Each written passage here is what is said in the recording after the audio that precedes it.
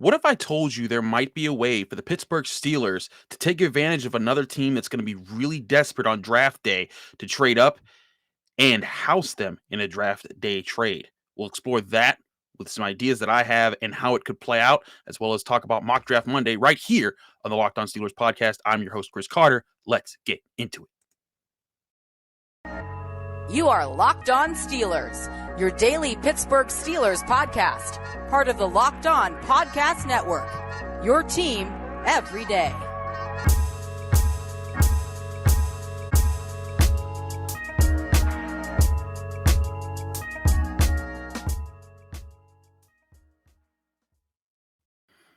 And welcome to the Locked On Steelers podcast. I'm your host, Chris Carter, bringing you your daily dose of all things in the Pittsburgh Steelers. As always, you can find this show on Apple, Spotify, Google Podcasts, Odyssey, and YouTube. If you're watching this video on YouTube, hit the like button on this video if you enjoy it. Hit the subscribe button to our channel to get all of our daily Monday through Friday episodes, as well as our breaking news episodes that'll come out whenever something huge is happening for your Pittsburgh Steelers. Today's episode is brought to you by BetOnline. BetOnline has you covered all season long with more props, odds, and lines than ever before. BetOnline, where the game starts.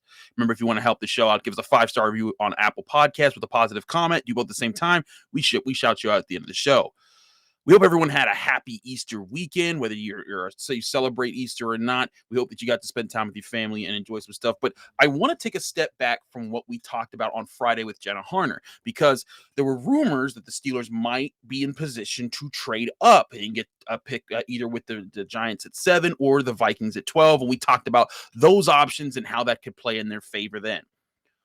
But what if they could be the team that robs someone else and gets a really big advantage because somebody's getting desperate? I got this idea because I was talking to my friend Dale Lally, and he wrote about this on the Friday Insider at DKPittsburghSports.com. And, Dale Lally, been covering the Steelers since 92, knows his stuff. I've learned from him over the years. But he posed the idea, is like, hey, what if there's a lot of teams that could jump up to that 20 spot and get really desperate if there's a run at certain positions. And he talked about the needs for wide receiver and cornerback, because there are some teams that desperately need a wide receiver. The Kansas City Chiefs, yes, they signed Juju Smith-Schuster, but they need answers at the wide receiver position, and they need a playmaker. And if there's a run on the first few wide receivers in the earlier picks, the Chiefs have 29 and 30. Sitting there at the back end of the first round. If they wait too long, they may miss their superstar player they think could be there.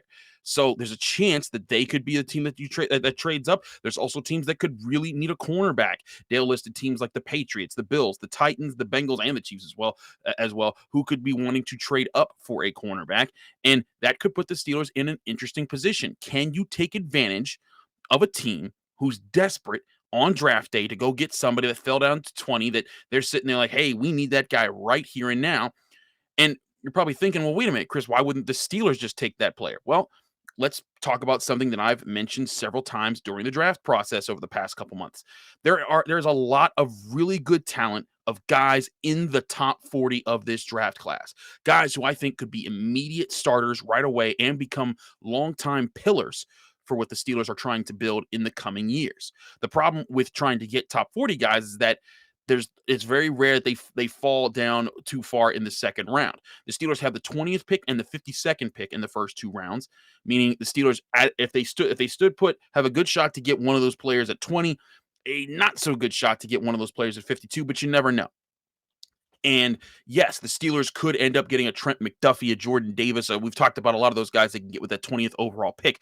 But what if they were able to put some pressure on some of these other teams? We've seen it before, and I know some people are thinking like, "Whoa, Chris, well, how do we know teams are gonna trade up or get aggressive?" You see it every year. Teams get aggressive. They see a player they really like. They're locked in on a player. They know that this guy's going to fit their system, and they get aggressive. And the Steelers, although not having some massive draft capital right now, they could at 20. They're in the position to be just at the bottom of that top 20 list. That someone's might say, "Hey, I want a wide receiver, I want a cornerback, or this player is going to be right there." And the Steelers may be in a position where, hey, you know what? Maybe they were eyeing, Jordan Davis. Maybe the trade up for Kyle Hamilton didn't work. Maybe Malik Willis is gone, and that was the only quarterback that they really wanted. And they're sitting there and they're saying, you know what? We're not wild about these other guys. What if we could have 2 top 40 picks and be able to keep our haul moving forward. That's something that you have to consider here if you're the Pittsburgh Steelers, because again, you're trying to fill multiple holes on this roster.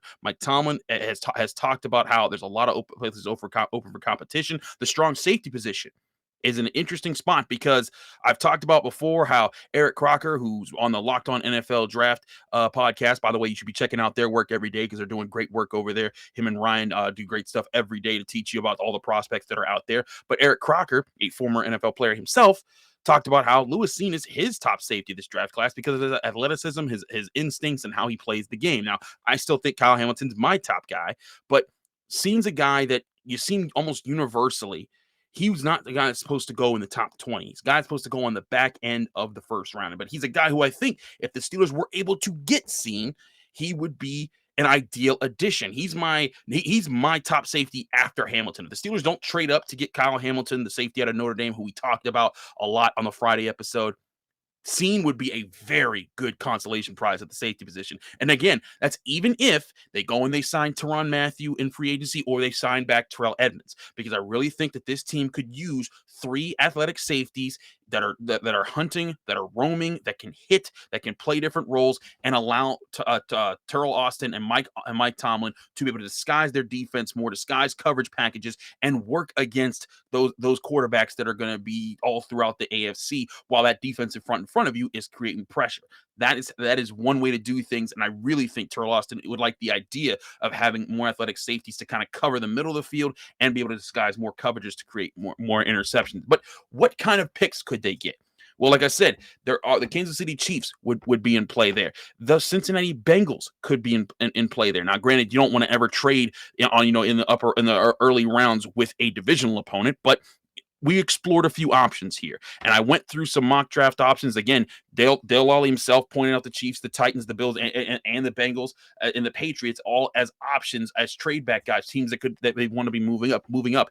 I looked at several different options, and I looked at trade back value, and I said, okay, this is what we're gonna go with here, because I saw a true value for getting Lewis Cine on a couple different ways, along with a haul of other picks that I think that a lot of my listeners and a lot of my viewers on this channel would really appreciate. We'll talk about them in just a minute here, because I got 2 different ways to do this based on the different trade options that were available. We'll talk about that in just a second. But first, I got to talk to you guys about betonline.net. With the NBA playoffs well underway, betonline.net is your #1 source for all your betting stats and sports information. If you missed all the great action of the game ones all throughout the weekend, guess what? You need to get on it, because there's ways to make money in big money moments. You can find all the latest sports developments, league reviews, and news, including this year's NBA playoffs and the start of Major League Baseball season and the start of the Stanley Cup playoffs, which start in about a week or 2 here. All of that is on betonline.net. BetOnline is your continued source for all your sports wagering information, from live betting to playoffs, esports, and more. Head to the website today or use your mobile device to learn more about the trends in the action at BetOnline, where the game starts.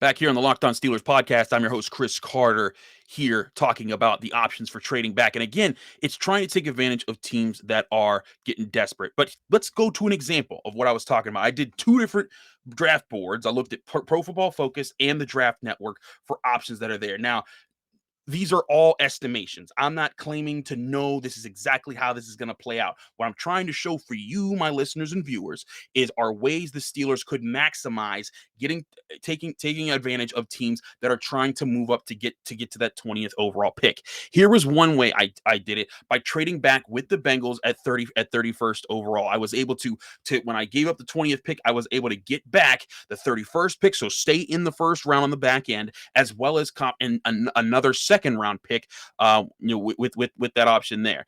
That allowed me to if I'm the Pittsburgh Steelers, I get a late first round pick, 2 second round picks, and keep my 3rd round pick. And look at this haul that I got here. If you're watching on YouTube, I brought it up here, but like I said, I stick with Lewis Cine in the first round. I think that's just an ideal pick for what the Steelers want to be in the coming years. But then you go in round 2, they need a defensive lineman, I think, in this class. DeMarvin Leal, Texas A&M. He's listed as an edge rusher on Pro Football Focus, but he's a guy that can play interior and outside. And he was moved around a lot at Texas A&M. He has really good athleticism. I like his length. I like his ability. I think they can find a place for him sooner rather than later. And again, we know this team also needs offensive help. So with the second round pick, the pick that I got at 63rd overall from the Cincinnati Bengals, you get Alec Pierce, the wide receiver out of Cincinnati, who tested very well with a great speed, has a lot of combat catches on his tape, is a guy that I think that if you get him on day 2, you're pretty happy about an addition that you made in the wide receiver room.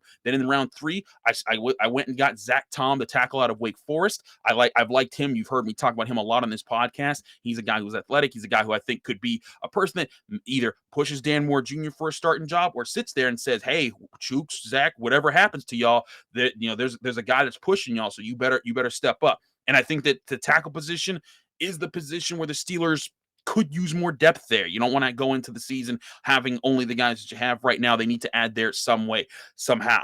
Throughout the rest of the draft, I was able to I also got a 4th round pick out of this. I forgot how much I got out of the Bengals out of this. It was ridiculous. But Bailey Zappi was there. And again, I don't think that the Steelers are going to necessarily go after a quarterback even more because of the sad passing death of Dwayne Haskins. I do think that there's a chance that there's still a chance they'll take one in the later rounds, but they aren't going to pass up guys that they think are true values in the 1st, 2nd, and 3rd rounds for quarterbacks that are like, yeah, maybe 3rd round guys that they are going to see there. But Zappi is a guy, Western Kentucky. He's a camp arm. You bring him in. He's a guy that's not going to be pushing to be a starter right away, but it's like, hey, if something works out, great. And you got to steal at the quarterback position. But either way, you need to add to your camp arm. Zappi would do that. 4th round pick here, Kyren Williams, Notre Dame, a good running back, a solid running back that would be there. Now, here's where, again, some boards I think are way behind. Pro Football Focus still has Damari Mathis as a 6th round pick. I have him jumping up to the 4th round. If you try to get Damari Mathis in the Draft Network, he's gone by the end of the 3rd most times. So Damari Mathis wouldn't be there in the 6th, but he was my 6th round pick. And then, of course, I get an edge rusher from Georgia and Adam Anderson, and the traditional Steelers pick of getting Connor Hayward, the tight end, the 7th round pick. So there's one example of trading back with the Bengals to get that, and to get stay in the back end of the 1st round, cop up get an extra 2nd round pick and an extra 4th round pick for moving up. Again, not saying that this is definitely what's going to happen, just saying this is a possibility. But that was PFF. Let's go to another option where, again, I went this time. I went after the Chiefs. I said, okay, let's see what the Chiefs would do here. And I offered the Chiefs the 20th overall pick and the Steelers' 3rd round pick for both of their firsts. And that's, again, the 29th and the 30th overall pick. Now, you're probably sitting there saying, well, Chris, why wouldn't they just wait? If they think that their guy is Chris Olave and he's at 20, and that's actually how this fell out. He was at 20, and they really wanted to go get him. And I was able to say, hey, you know what? I gave up. I believe I gave up the Steelers' 1st, 3rd, and 6th round picks for 2 1st round picks. And again, that's 2 picks in the top 40, and they keep their 57 pick overall. And this draft, I think, is the more ideal situation that Steelers fans would like to be in here, because you still get Lewis Cine, but then you go and get your wide receiver a bit earlier and get a George Pickens, a guy that I think a lot of people are looking at, and he's he doesn't have the superstar look of a Chris Olave or Jameson Williams, the guys at the top of this class that everyone's talking about. But he's like that very next tier, and a lot of Steelers fans like him because he blocks, he's physical, he goes up and gets the ball, good athleticism, and you saw Mike Tomlin watching very closely when he was at Georgia's Pro Day on George Pickens. So that's a guy there. But then at 52, again, when you get those 2 earlier picks in the top 40 and you're sitting there at 52, you get the spoils of some other things. You're able to get a Travis Jones, a defensive lineman from UConn. Travis Jones is an ideal addition to this defense. If you don't get a Jordan Davis or a Devontae Wyatt, again, I think Devontae Wyatt, with him being 24 years old, and there's some checkered things about his past at Georgia, he's kind of taking a step back for a lot of people. But if you don't get a Jordan Davis, I really see Travis Jones as another really good option. Young dude, could come in, physical, uses his hands very well, very aggressive in the interior defensive line. That's the kind of style that you want to add to the Pittsburgh Steelers, and could be a guy who immediately sees some time, and also can be a guy that maybe becomes the guy that gets the torch passed on to him from Cam Hayward and Stephon Tuitt in the current Steelers defensive lineman. Then Again, losing the 3rd-round pick, you don't pick for a while after that. That's part of the trade-off here. But in the draft network, I was able to get Alec Pierce at 138 with the Steelers' 4th-round comp pick. I don't think he's going to last that long because of his athleticism. But hey, this is how this board fell. And then with the 6th-round pick that I was able to get, I also traded a 7th-round pick away. But with the 6th-round pick with Ty Chandler, I was able to get Ty Chandler, running back out of North Carolina. I still think it would be important for the Steelers to get another young running back to pair with Najee Harris, at least to come in and say, hey, Benny Snell, Anthony McFarland, y'all get y'all act together. Here's a dude that can replace you. They could also do this with free agency. Nothing to lock yourself into running back. And then, of course, finishing out Connor Hayward, the typical, we're going to pick him because his brother's a Steeler, and the Steelers seem to love brothers on their team. None of these I'm saying are definite. What I'm saying is look at the different values that you got here. I'm going to pull these up again so that if you're on YouTube, you're watching. You're getting interior defensive lineman, safety, wide receiver, tackle in that first group. Those are 4 positions, and you're getting 2 of them in there, or you're getting 3 of them almost in the top 60 there with the Pro Football Focus draft that I did. But in the other one, you're getting 3 almost in the top 50 with the way that I was able to trade back and get with the Kansas City Chiefs. Again, there's a lot of different ways that draft days can play out. I'm not claiming to know what exactly these teams are going to do, but also we do have, the people that study these types of things, that create the charts that I've been using. If you go to the NFL trade value chart on drafttech.com, there's the point system there. You can use that to estimate, hey, this is the cost of what this pick might get you, and this is how if you want to trade up to get this pick, or if you want another team to trade back with, this is how you add those points up to approximate that value, because it's not an exact system, but it's in a way to help you understand what's going on. This is what I'm talking about, because the Steelers, again, several needs. Offensive line still there. That's why I went with Zach Tom in the 1 draft. But interior defensive line, I truly think if they can get one of those top guys in this class, it could be a difference maker in the next few years, especially in the run defense, and setting up a person to be the successor whenever Cam Hayward and Stephon Tuitt start to age out of their primes. Then you also need to add at least 2 wide receivers. You noticed I tried to do that in both of those drafts, because I think the Steelers do need to add youth there, and that's important, as well as athleticism. And then, of course, getting the safety position added to whether or not they get Tyrann Mathieu or Terrell Edmunds. Those are key factors in this draft. So if trading back is an option, the Steelers shouldn't overlook it. And that's what I'm saying. The Steelers, with the way Kevin Colbert handled free agency, and we're still waiting to see how the safety position gets handled, but the way it was handled overall, it gave them reinforcements on the offensive line. It brought back Montravius Adams to help them get some depth back on the defensive line. They kept Akella Witherspoon. They added Levi Wallace, so they're not desperate at cornerback, even if they do want a day 1 cornerback.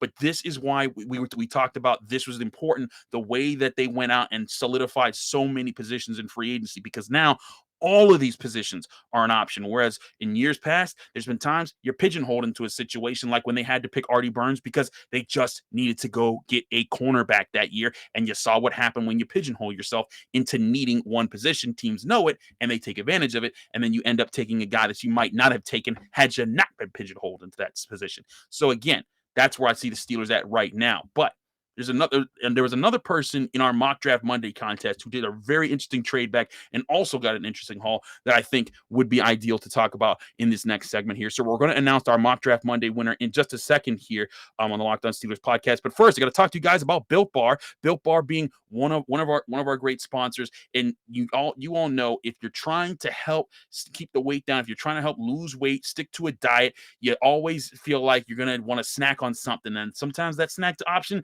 isn't going to be the best option for you. But Built Bar is here to help. Why? Because they're low in calories but high in protein, and they taste amazing. If you haven't tried their new Puffs flavors, you're missing out, because these are some of the best tasting Built Bars around. They're the first ever protein infused marshmallows, because they're fluffy, marshmallowy, and they're covered in 100% real chocolate, just like all Built Bars are.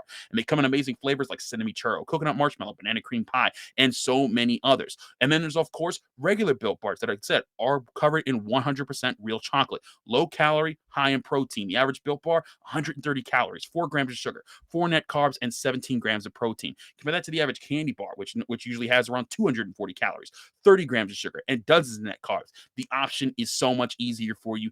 Get the thing that tastes great and is great for you. And there's so many Built Bar flavors to try from: double chocolate, coconut almond, peanut butter brownie, raspberry, cookies and cream, salted caramel mint brownie, all of those available, and many more on built.com. So go to built.com right now and order Built Bars to your door by going in and using the promo code LOCKED15. That's LOCKED15, LOCKED15, and you'll get 15% off your next order of Built Bars when you visit built.com.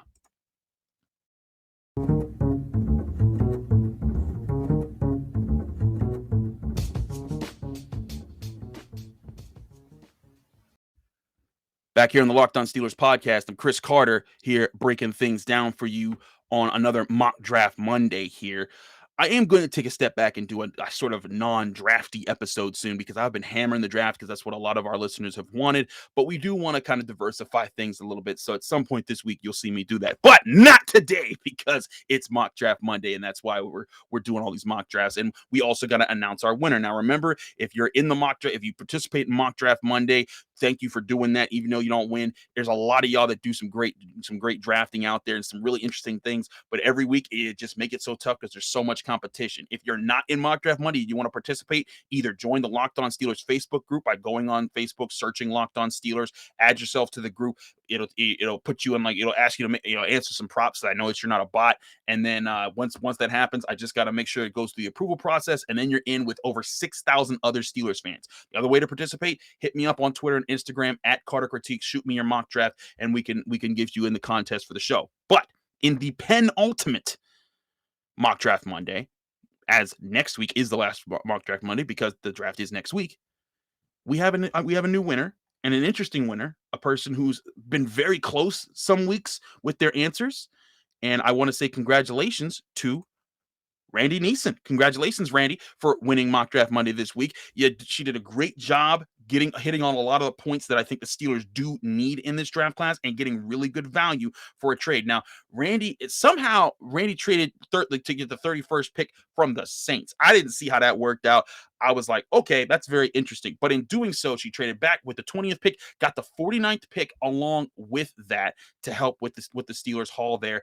I liked the idea here because when you do this, you get an extra pick. And I believe she might have also gotten another 5th rounder in there at 161. Still, the idea, people being aggressive, take advantage of it. That's what I wanted to talk about on this show. But like me, Randy went and got Lewis Seen, safety out of Georgia. Again, runs a sub 4.40, hits like a Mack truck. You got athleticism, instincts, physicality, ball skills, all those things. Wrap it into a guy, boom, that's Lewis Seen. Why wouldn't you take it if you're on the back end of the first round and he's sitting right there?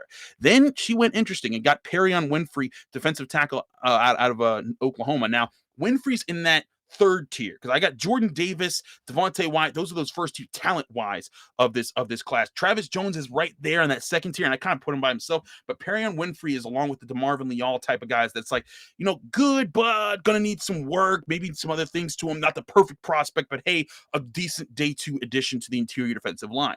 And then somehow Randy went and got George Pickens with the 52nd overall pick, and I like that pick. George Pickens is a great fit for the Steelers. If you can get him in the second round, go get him. I think that's a really solid pick there. So right there, you're just outside of the top 50. You've addressed safety, defensive tackle, and wide receiver. All 3 positions where the Steelers need youth. They need playmakers, and these are guys that project to be guys who can be impactful guys. Also, 2 guys from the national championship team in Pickens and Seen. I like the idea going with it there. But then I also like the way Randy got creative the rest of the way here because she went and got a running back in Isaiah Spiller, good athlete, Texas A&M.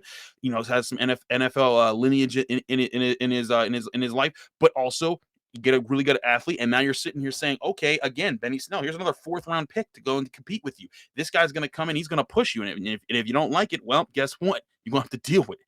And I really like the idea of getting another running back because you need to split the carries from Najee Harris at some point, and you need another athlete who's going to challenge teams because I truly think the path of the Steelers forward, they're not going to be an elite offense. They're not going to have an elite ground game, but they're going to have to be a team that depends on the ground game to balance things out, make things easier for Mitch Trubisky so that they can be an okay offense, an acceptable offense. Last year, they weren't that because of Ben Roethlisberger's age and where the offensive line was and how so many things just weren't working out. But somehow that defense found a way to make things work, even while being the worst rushing defense in the NFL.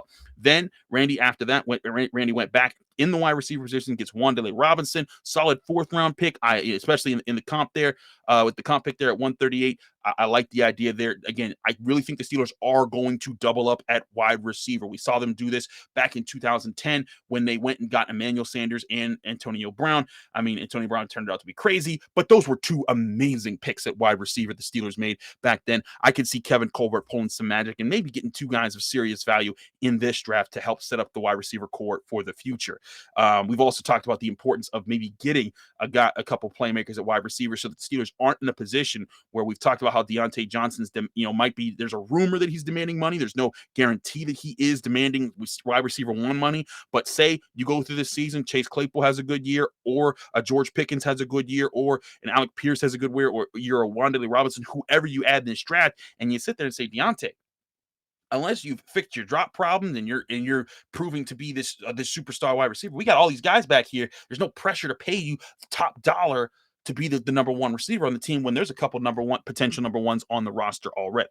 That's why the doubling at wide receiver to me makes a lot of sense. Then going and addressing other positions of need that could also be, when you get to these lower picks, this is what Randy did. This is Randy here, and this is what I always try to do with the lower picks. Find the positions where the Steelers need help, but you didn't get to dress in the first round, places where maybe, hey, if this player could come in, make a surprise move, maybe they can be a supplementary player that comes in and is like one of those late round steal type of guys that helps out. Trey Norwood was that last year, helping out at safety in the slot a little bit, being a guy who was able to be versatile and work on special teams as well. But this is what Randy did. Offensive tackle Rasheed Walker out of Penn State with the 161st pick, solid pick there. Micah Mcfadden, linebacker out of Indiana. Again, not someone that you're going to like be excited about, but someone who's going to come in and be like, all right, maybe they can provide some depth. Maybe over a few years, they can become a person that's good on special teams, maybe works their way into the rotation. This again gives Buddy Johnson maybe some more time to develop behind Miles Jack and Devin Bush as a potential part of the Steelers linebacker future. It's also interesting to me when we look at the linebacker position and we don't see drafts that with the Steelers take a guy early, because I really like Leo Chenal as an option in the 2nd round. I really like Chad Muma as an option in the 2nd round, but the Steelers might not have to if they're thinking, hey, Jack and Bush, top 2 guys, Robert Spillane's behind them, Buddy Johnson might be coming up this year, and we added a late round talent, and that we're hoping that maybe something happens like a Vince Williams, who was a 6th round pick when he became a mainstay for the Steelers in his time. And then finishing out, cornerback Kalen Barnes from Baylor, offensive guard Dylan Parham from Memphis. Again, you're not expecting too much from there, but 2 positions where you can see, hey, go in, fight for it in camp. If you surprise is great. If not, oh well, they were your 7th round picks. But this is where you're getting the value. Look again at what Randy did here. If you're on YouTube, getting 3 picks, almost in the top 50 there, seeing Winfrey, Pickens. That's what could be happening if you get a team that wants to be aggressive in the 1st round, because they're starting to take care. And who knows, the Steelers might be the team that wants to be aggressive, and they're the team that'll trade up. But they're in this position to be able to consider it all because of the way they handled free agency. And I think with Kevin Colbert's last ever NFL draft, he might be cooking up something that could be truly special to set up the floor and the foundation for whoever is going to be the next GM to be able to make the big moves next year. Congratulations again to Randy Neeson for winning Mock Draft Monday and getting your picks on here. Thanks, Randy. You've always been a hard listener to the show. We appreciate you. And just like we appreciate everybody who supports the Locked On Steelers podcast. Thanks again for checking us out. If you enjoyed this video, you can hit the like button on the YouTube channel to help us on this YouTube video to help us out. Subscribe to the YouTube channel to get all of our daily updates, as well as our breaking news updates. If you want to check us out on audio formats with all the different podcast platforms, we're on Apple, Spotify, Google Podcasts, Odyssey, anywhere podcasts are hosted. If you want to help us out, go on Apple Podcasts, leave a 5-star review with a positive comment. You do both at the same time. We shout you out at the end of the show. We'll be back tomorrow with more on your Pittsburgh Steelers. Again, looking to maybe take a step back from the NFL draft. Who knows? Maybe we might have some new breaking news about what the Steelers are planning before the NFL draft, or maybe a new signing. We'll talk about all of that and more on the Locked On Steelers podcast. I'm your host, Chris Carter. Be back on your screens and in your ears very soon.